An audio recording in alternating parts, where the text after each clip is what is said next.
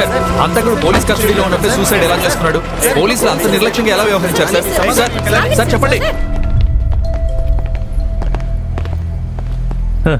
ఇప్పుడేమైంది?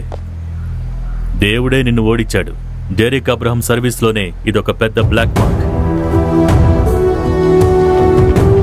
ఇది మీ ఓటమి అని చెప్పొచ్చా? కస్టడీలో ఉన్న వ్యక్తి చనిపోయాడంటే అది మీ అజాగ్రత్త అని అనుకోవచ్చా? సార్ దయచేసి ఏదో ఒకటి మాట్లాడండి సార్. ప్లీజ్ సార్ మాట్లాడండి సార్.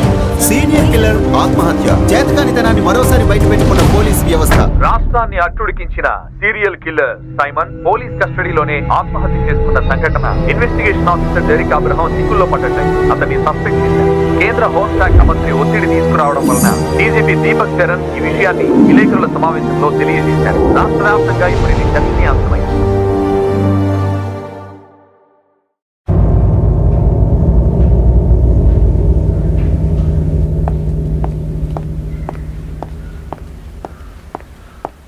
త్వరగా నడు.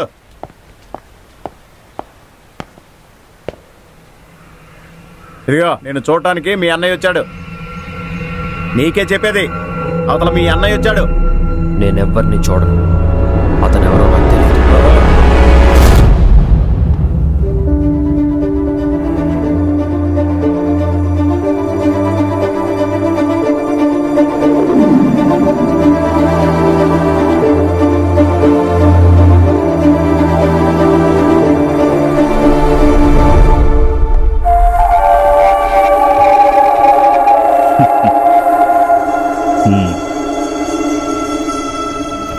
అతనికి నాకు సంబంధం లేదు.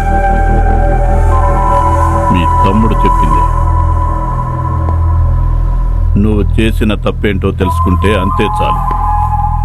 నువ్వు చేసిన దానికి ప్రతిఫలమే ఇప్పుడు అనుభవిస్తున్నావు.